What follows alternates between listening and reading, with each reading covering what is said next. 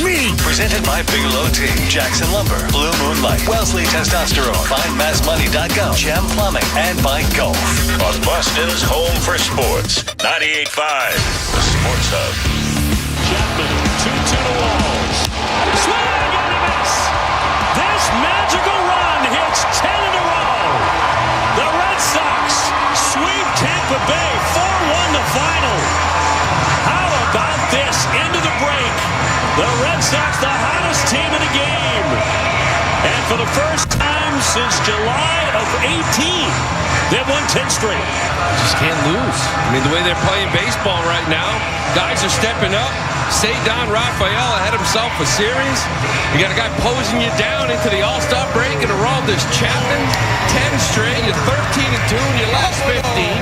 You swept the Rockies. You swept the Nats. You're wondering if it's for real. Well, now what? You just swept the Rays. Kind of tells you something. Simple question for you. Do you like fun? Thumbs up on fun in the back there, Jimmy. You like fun? Oh, I love fun. I love winning fun. You know what? I think we need some fun. After I just spent the last 5 minutes in the corner shaking and crying after Mommy and Daddy were fighting for 2 hours on Felger and Maz. Which was great to listen to. I was a witness to something there, Jimmy. Wake up in the middle of the night with a night terror after that. What an afternoon. And what a week. Plus, a week and a half for the Red Sox it's been as we What a 10 games, Matt McCarthy. Jimmy. That's what I want. That's baseball. This is the most fun I've had as a baseball fan in, 4 years at since least. Kyle Schwarber. Yeah, I mean, since Kyle from Waltham. Local guy. Hey, Red Sox drafted a local guy a few minutes ago. Josh Winney from Wake Forest. He went to Belmont Hill. So we do allow, apparently, other teams to draft local players. I've heard that's a bad thing. That's what I've been told. I think you're crossing sports on the baseball hour, Oh, Matt. no. How could I do that? Oh, no. Well, if they wanted to do the show the way they wanted to do it, they would be here. Maz is off tonight. He's back tomorrow, so you get me, McCarthy. And we will, I think Maz is enjoying this. We'll get into the Maz piece of production, the Maz hype tape for the Red Sox, because you should be hyped. You should be hyped. That was a great weekend. This is a great stretch of baseball here for the Red Sox. And the problem is, you want the bad news? Let's get the bad news out of the way first. The break has hit at the worst possible time. Awful timing. Kills the Red Sox momentum. But don't you worry, I'm sure the Red Sox of all teams probably will not spend the next 4 days getting drunk, fat, and happy and sniffing their own farts, because nobody out there like them. And the Red Sox are very grounded. They definitely don't think they're the smartest people in the room. So I'm sure they will handle success with the level of grace and humility that you would expect only the Boston Red Sox to handle it with. The problem is that manager Alex Bregman is in Atlanta at the All-Star game. He can't take care of the other 25 children plus the coaching staff. Right, you can't babysit them. Real quick, I think Breslow should make a move over the break, because that would inject, I think they'll need some life coming out of it. How could it not just naturally kill the momentum that they've built over the course of the last 10 days? That's neither here nor there. Your thoughts early and often tonight at 617-779-0985. I guess two very simple questions. Do you believe, and what should they do at the deadline? And my answer is yes. I was in with Carabas on Friday, and we kind of went back and forth, or Wednesday of last week. We went back and forth on how much you really should believe. And I made the argument that I think this team is still, they're not fundamentally sound. They're still a stupid baseball team. I think in the end, they're poorly coached. I think they're poorly managed, and I stand by that. But what you're seeing is a team coming together, I think, in spite of that. And it's not necessarily the 6-game, it's not necessarily the 10-game winning streak. It's the 4-game winning streak. Because the first 6, you can kind of dismiss. And I did last week. Admittedly, I did. Said, yeah, they're playing okay baseball right now, but it's really about the competition. I can't take series against the Nationals and the Rockies of all teams, so seriously. I said, let me see what you do this weekend. And what I saw from the Red Sox this weekend validates what they did in the 6 games against Colorado and Washington. What I saw this weekend makes me believe that this team is capable of more than they have shown in the second half of the last 3 seasons. Because that's what it all comes down to, right? I mean, the Red Sox have had, over the last 3 seasons, stretches of good baseball. Nothing quite like this. They haven't had a 10-game winning streak since 2018, and I think 10-game winning streaks in baseball are, we all know, they're hard to come by. They're a rare thing. The Red Sox have not done it, since they had a wagon of a team in 2018. And Alex Cora said going into Washington, he actually made an offhanded comment that we probably should find at some point. He said, in 2018, a 10-game winning streak started here in Washington, so now is a good time for us to start a 10-game winning streak at the beginning of this. And I laughed it off. And I think most people laughed it off. They had not shown that they were capable of that up until this past week and a half. And they showed me enough this weekend to make me believe it's legit, or legit enough that they are worthy of not just an investment, but a significant investment heading into the trading deadline. To me, it is number 2 starter or bust. And we'll get into Craig Breslow's comments a little bit later on and what you should expect at the deadline and what you want at the deadline. But looking back on this weekend, the reason I believe is because of the way they won these games against a team that you're going to have to directly compete with for a spot in the American League playoffs, be it in the division or a wild card spot. Tampa Bay is one of your primary competitors right now. You had entered the series behind them in the standings. You exit the series after sweeping them away ahead of them in the standings. But the Red Sox won low-scoring, close baseball games with 2 comeback wins. Cedar Rafael is freaking Willie Mays out there. Garrett Crochet, your ace, shoves on Saturday. First career complete game. You win a 1-0 ball game. They're winning games that winning baseball teams need to win. And they did not prove that to me in the first 6 games of the winning streak, but they proved it to me in spades over the final 4 games by sweeping away Tampa at home. So on the whole, you can't take away anything from a 10-game winning streak because they proved it at the end. Those first 6 games were not a fluke. And I don't think what they've done over the last 10 games is necessarily a fluke. Are they as good as this? No. I think we all understand that. Baseball is a season of ups and downs, and they caught Tampa at a bad time too. I think Tampa is something like 2-12 in their last 14. It's something along those lines. Sometimes you catch teams at a good time. Sometimes you catch teams at a bad time. The state of your pitching staff. That's the nature of baseball. It's why it's a great sport. Over the course of 162, theoretically, it all evens out. And the Red Sox are going to have a hell of a test coming out of the break. The Cubs, the Phillies, and the Dodgers. And the Dodgers aren't playing good baseball right now, but we all know the Dodgers are the Dodgers, and maybe they need a few days off and they'll come out of the break guns blazing. Maybe the Red Sox won't come out of the break the way they entered the break. They probably won't. Again, it's a terrible time for them to be not playing baseball. I wish they were playing a doubleheader tonight because they're that hot. That thing exists. Momentum exists. You can't quantify it. I know the analysts think you can quantify it all. You can't quantify what this team is doing right now. But I'll tell you this. They have proven that they are worthy of a significant investment. And if they are serious enough about it, they will improve this team, and they have enough horses to not collapse in the second half the way they have in the last 3 years. Jimmy? Is this the core cut you're talking about 10-game winning streaks? Let's hear it. Why not? That's a positive, right? The way I see it, and you guys know how I feel about 10-game win streaks. We haven't done that in a while here. That's one. But when you get on a hot streak, you want to get 8 games over 500, 10 games over 500. So, we still, playing where we at, an average team, right?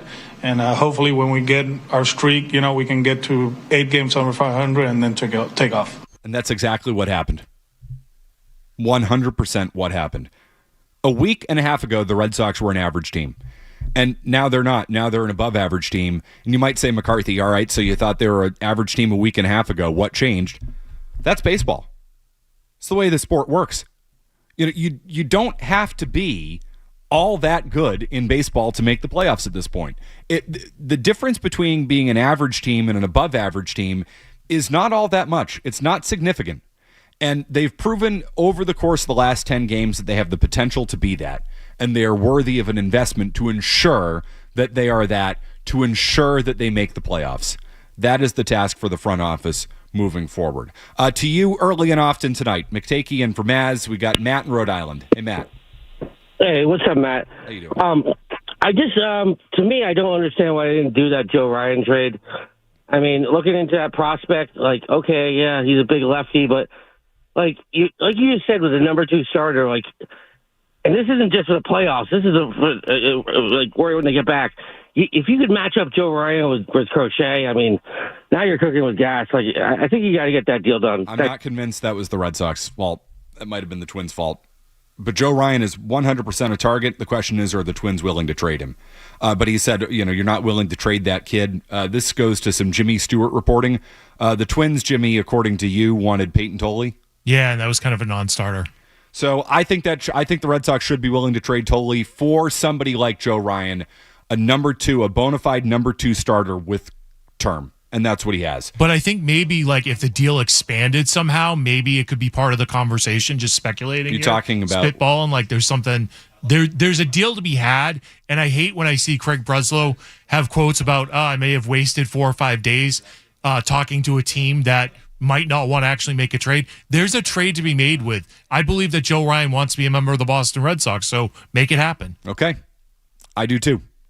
And he is my number 1 target at this deadline. You put Joe Ryan on this team. You go Garrett, Crochet, Joe Ryan, Brian Bale, Lucas Giolito. You're just as much of a contender in the American League as anybody else to win the pennant. That's a significant upgrade from what you have. A legit bona fide number 2. You can pitch your way to the pennant, which is how you win in baseball. That needs to be the goal. Pitching, pitching, pitching. And another way to get a deal done with the Twins is maybe you have prospects that you don't want to give up. Go to another team, get a third team involved, find pitching prospects or hitting prospects that the Twins want, send something to Team X, third Team X, have Team X send their prospects to the Twins, and then you get Joe Ryan. You get a closer, you get a relief pitcher, you get a first baseman. There's a deal to be made here, so let's get it done. So that's where the Jarren Duran thing comes in, Jimmy, because if you're trading Duran to a team, that team probably doesn't want to trade a number 2 starter for Jarren Duran because they're probably acquiring Jarren Duran because they think they can win now. You need to get a third team involved if you're trading Duran. So the prospects go to that team, you get that team's number 2 starter, and Team X, the Padres, get Jarren Duran. For example, Manny Ramirez to the Dodgers, Craig Hansen and Brandon Moss to the Pirates. Yep. The Red Sox get Jason Bay. Everybody wins. Nomar Garciaparra, 4-team trade. Mookie Betts was supposed to be a 3-team trade before Heim got cold feet. And then took Cheater Downs and Connor Wong instead. And maybe Dave Dombrowski had a deal with the Dodgers at the deadline that ultimately got him fired. We'll get into all of it. 617-779-0985. I miss Sugar Dave, don't you? But Craig Breslow says he wants to be aggressive, says he wants impact starting pitching. The importance of getting somebody behind Garrett Crochet in the rotation. That's the difference, folks. You want to talk about the difference between last year and this year? One man, Garrett Crochet. We'll get into him next on the Baseball Hour.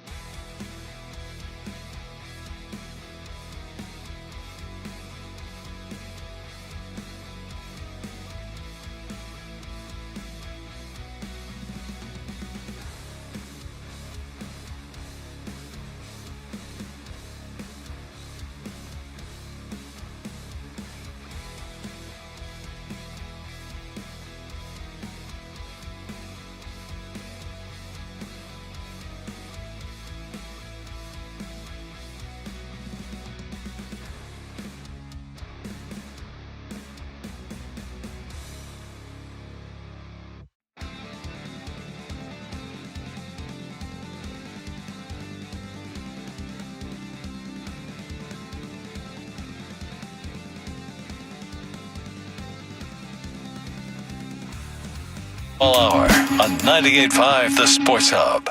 Second Fenway win for you to this point in your career. This wraps up your first half. How do you describe how this is going for you to this point? Yeah, going about as well as I could have hoped.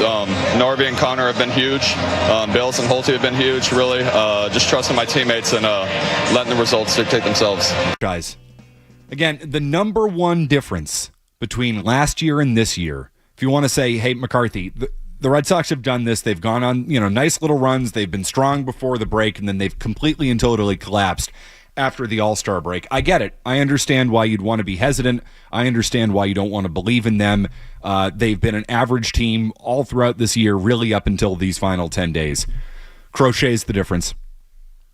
If he's healthy, that is, again, it's a bad term. He's the ace in the hole. He's the guy you did not have before. He's a true bona fide number one starter, at least has number one starter stuff, has number one starter mentality. I'll tell you in some ways why I know he's a number one starter, and this is a very kind of small little baseball thing. It's that the team plays like he knows he's a number one starter. They don't give him run support. It was only his second win at Fenway this year. The guy's got a 2 ERA. He's striking out the world. And it's only his second win at Fenway this year. The team's 8 games over 500 and only 2 wins for Crochet at Fenway. The team doesn't hit when he pitches because they know, they get complacent. And this sometimes happens with great starting pitchers. How many games did Pedro lose in 2000? Didn't he lose 6 games, Jimmy, with like a 1.70 ERA? That might sound right. There was a stretch. I mean, the Red Sox gave Pedro no run support in the year 2000. You know why? Because they knew Pedro was on the mound. How many no decisions did the guy have that year? It'd be something worth looking up. And a little of that thing has gone on with Crochet this year. Not much run support. Same thing on Saturday. In home games, Crochet, the Red Sox in Crochet starts are 4-5. I mean, the guy's been awesome. And they have a losing record with him at home because they don't hit when he's on the mound. Guess they take a day off from stealing signs or whatever the hell they have going on. So, in fairness, Matt, he should have a win. He should have gotten a win in that Yankees, that Friday night game. Yep. Arguably, Dave O'Brien's best call of the year was the Aaron Judge home run. So that should have been a win. And then the other one was a 10-inning White Sox win that he didn't get a decision in. The call of the Rafaela homer the other night was outstanding. It was probably the number 2 call. I will give Dave that. Crochet's but Dave's best home run call of the year is the Aaron Judge home run. It was a really good call. It was a really good national call. I will definitely give him that on that, Stu. Crochet's the difference. He's the difference, folks. And that's why you have to go out and get somebody behind him. So Crochet wasn't as good in his 2 starts leading up to the Rays start. They gave him an extra day's rest. And look at the difference it made. They need to go out and get a number 2 to take some of the pressure off of him. He's never done this before. He's totally capable of it. He's proven that to you throughout the first half of this year. But he's less than 20 innings away from his career high. He's never really been asked to anchor a staff.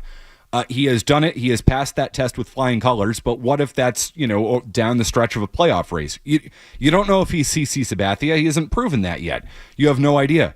So if you go out and get a legitimate bona fide number 2 starter behind him, then maybe you are a comfortable playoff team.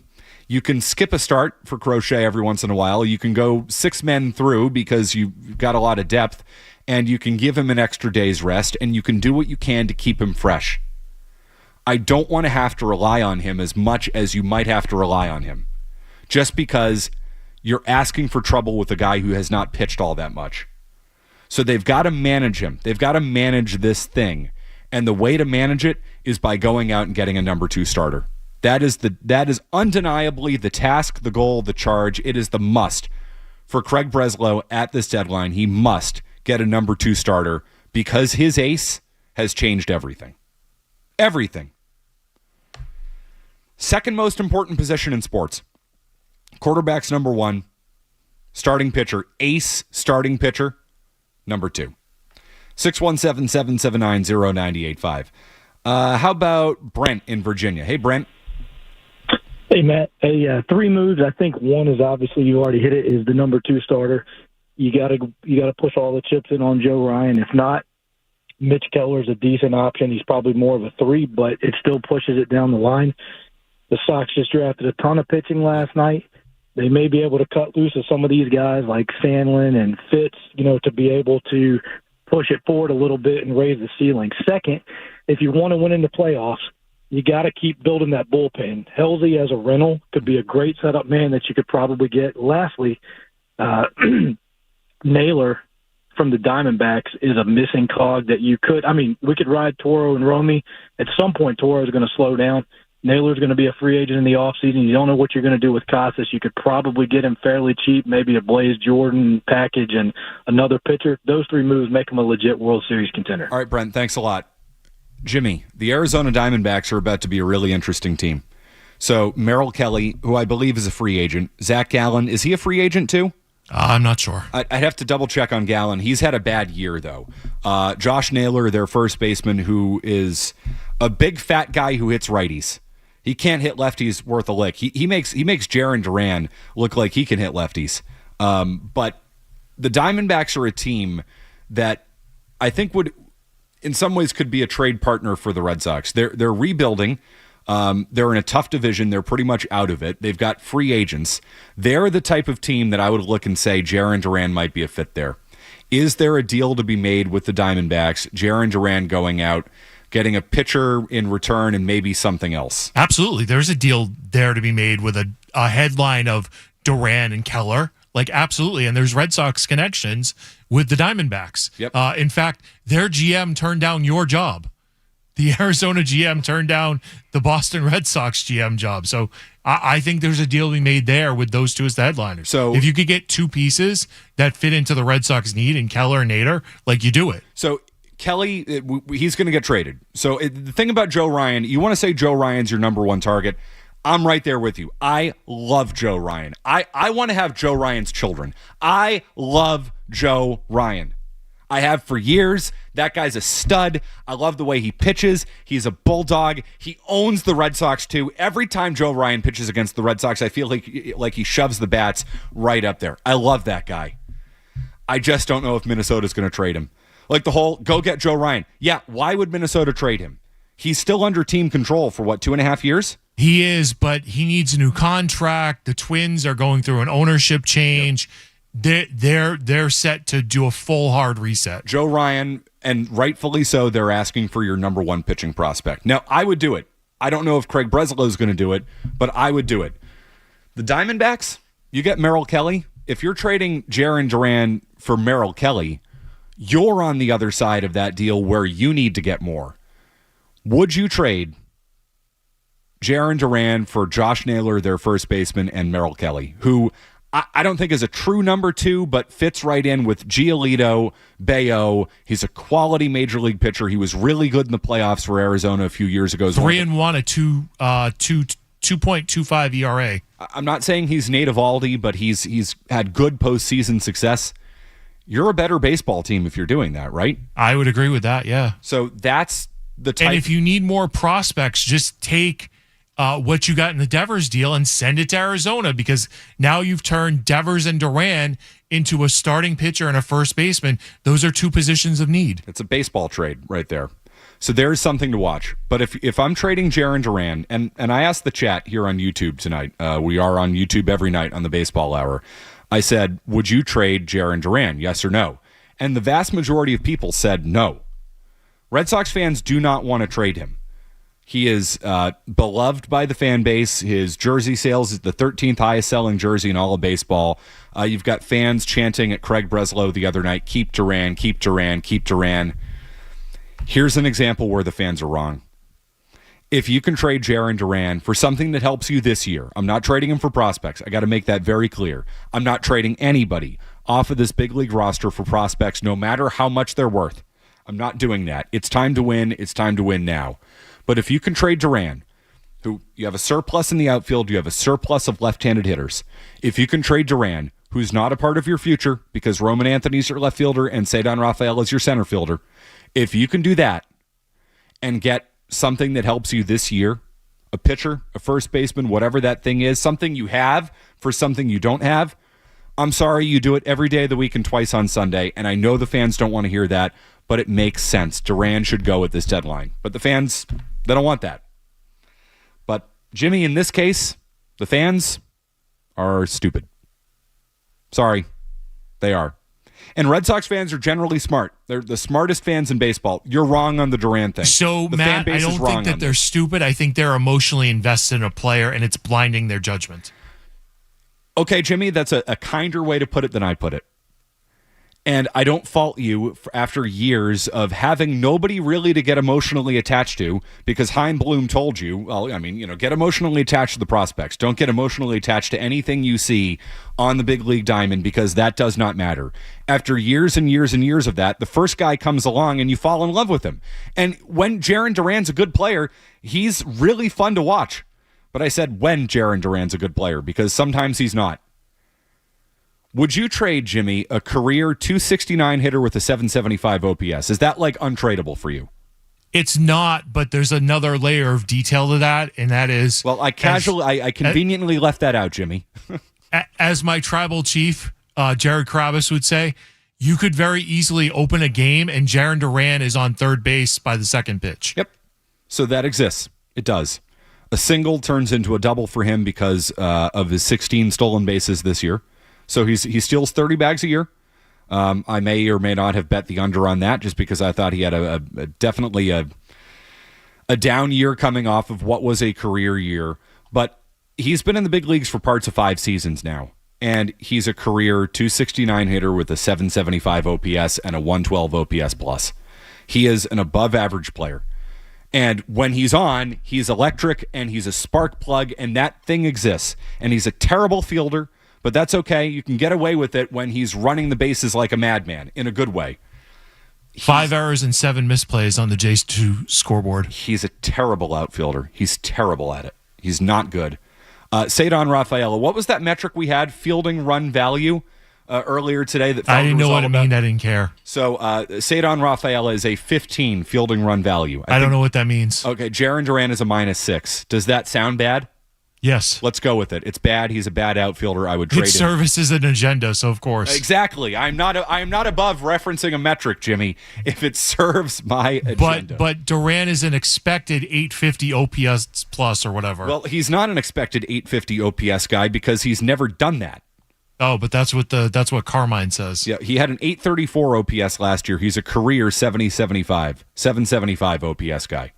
Yeah, but it projects higher, Matt. You're not understanding projections, and expected stats are more important than actual stats. No, trade him. Trade him for a number 2 starter. Your team will be better if you can make that deal happen. Now, if that's not out there, if that deal isn't out there, I'm not trading him. I'm not trading him for prospects just to trade him. I'll figure out the logjam. I'll put Rafael at second base 2 days a week. Like, I can figure that thing out. But I want to trade something I have for something I don't have. And Jarren Duran is the thing I have and don't need entirely. Gino in the car. Gino. Hey, Matt, what's going on? So I was listening earlier today, and it really kind of alarmed me when I heard about Red Sox have the chance to go to the World Series. It's a great time that we're going through right now, but we need to pump the brakes on that, in my opinion. I think that's asking way too much out of the young guys who are carrying this team. And really quickly, what do you think about Tanner Houck? Can he make an impact at the future, or is it time to cut your losses on him? Bullpen. Do not bring him back as a starter. Oh, he's a starter. He's on the record. I'm a starter. Well, he's about to find out. He should find out that he's not good enough to be a starter right now. This is what Houck has done his entire career. Major leagues, minor leagues. He has good moments, and then he has really bad moments. The highs are really good. The lows are really low, and he's been as up and down as it gets. Look at his minor league stats. This is exactly what he did. I'm not counting on him to be a starter. The highest chance you have to get something out of Tanner Houck this year is to bring him back and try and turn him into a high-leverage reliever, which is something you can never, ever have enough of. I would rather trade for the starting pitcher and not assume that I'm going to get all-star Tanner Houck. I mean, think about where we were on this day last year. All-star Jarren Duran, all-star Tanner Houck, compared to all-star Garrett Crochet and all-star Alex Bregman. Which of those two things is more sustainable? Which is more believable? It's that. It's Bregman. It's Crochet. It's not Duran and Houck. That's why this team will not collapse in the second half this year. You have better, high-end talent, more reliable high-end talent. There's a far better chance to get something out of Crochet and Bregman in the second half compared to Duran and Houck. And Houck was not the same in the second half last year. He has not been the same pitcher for a year now. Bring him back as a reliever. 617-779-0985. We have a great montage from Tony Maserati. Yes, a Red Sox hype video-style montage. It's outstanding. It just goes to show you how fun these last 10 games have been and why you should believe. You should be feeling good as a Red Sox fan. Let's celebrate. Let's have a good time. We'll do that when we come back. I want to get to the Red Sox draft a little bit as well, and more on the trading deadline. And anything you want, we got a couple open phone lines. It's a good time to hop on. 617-779-0985. McCarthy and Vermaz on the Baseball Hour.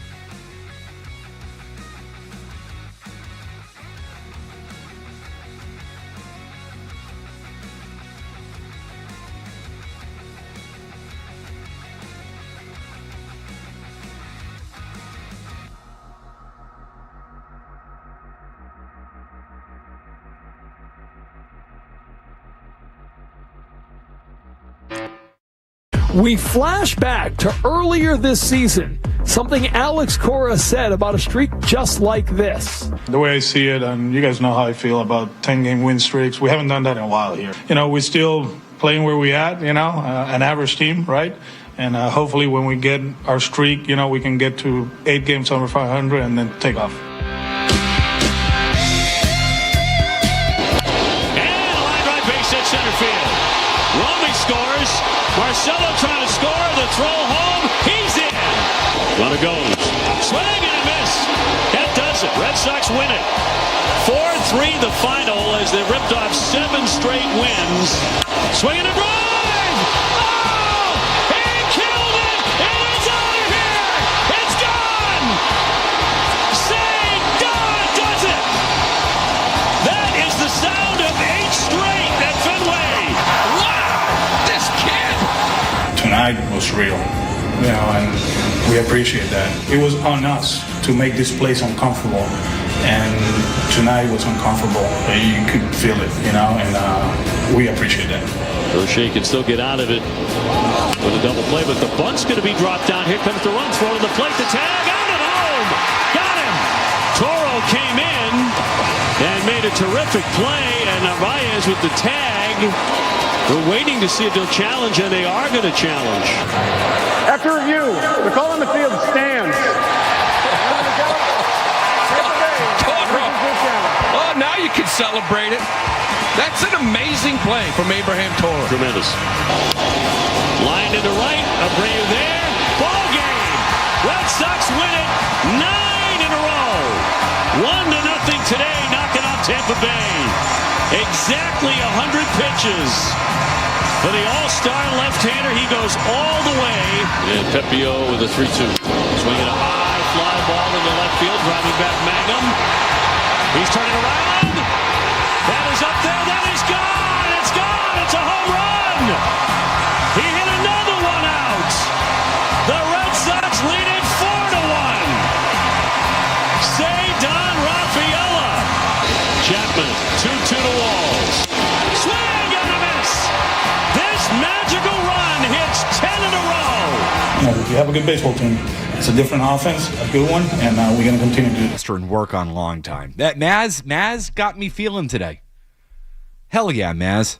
And the Red Sox have me feeling. 10 in a row.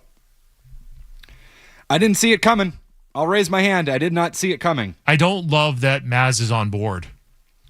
Oh, no, it's a terrifying thought. Like in 2013, like it's game 6 against the Cardinals, and he's like, I don't like their chances. No, Maz, they're going to beat the Cardinals at Fenway Park. Trust me on that one. Jimmy, I did give the Red Sox the McCarthy kiss of death earlier. I know. You don't want to do that. I mean, that is Michael Corleone going up to Fred. You broke my heart.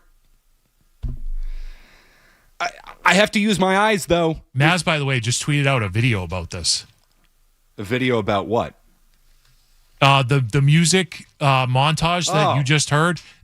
He put out the video of it on his Twitter account. Look at this, 42 seconds ago. And his comments are still off, by the way. We got to talk to him about that. Give him a repost on that. Way to go, Maz. Is Maz bored today? What's he doing? It feels like it. Yeah. I mean, good for him. Take the day off and cut that up.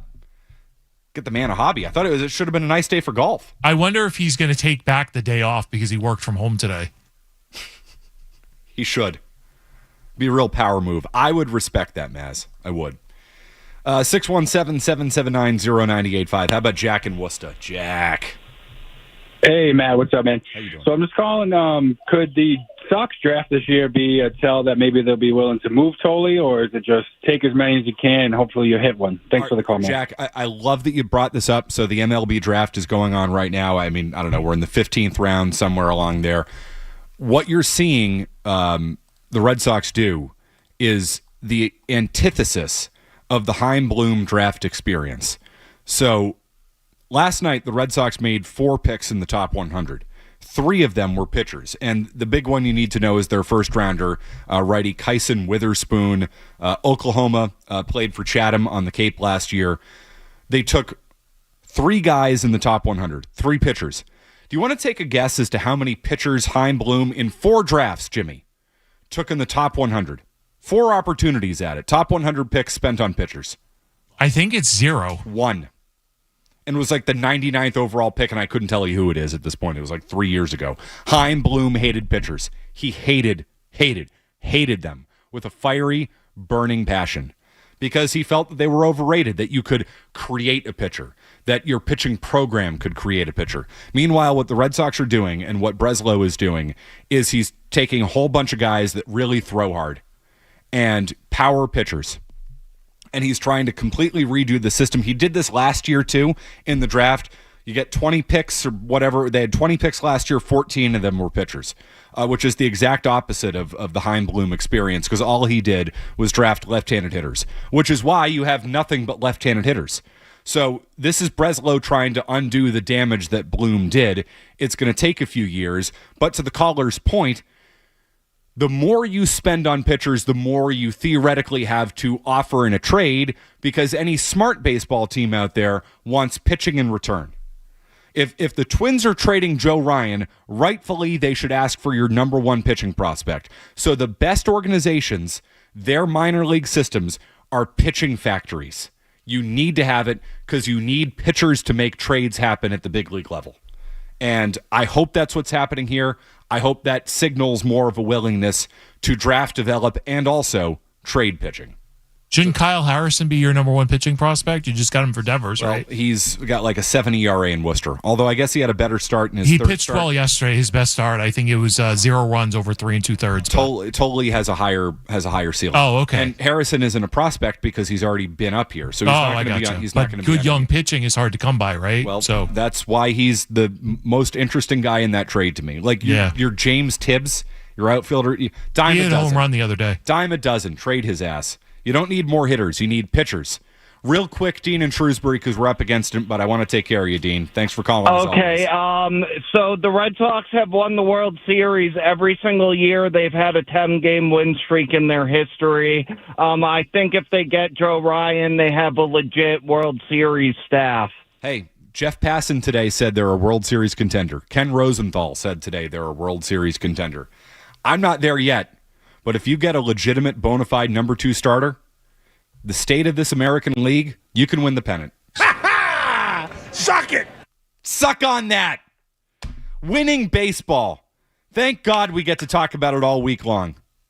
Jimmy, thanks a lot for all your hard work tonight. Kevin Majority. You're back with the baseball hour tomorrow, right? I forgot. Yes, I am. I'm doing the baseball hour tomorrow, so that's a fair warning to you. Alex Barth is coming up next. See ya.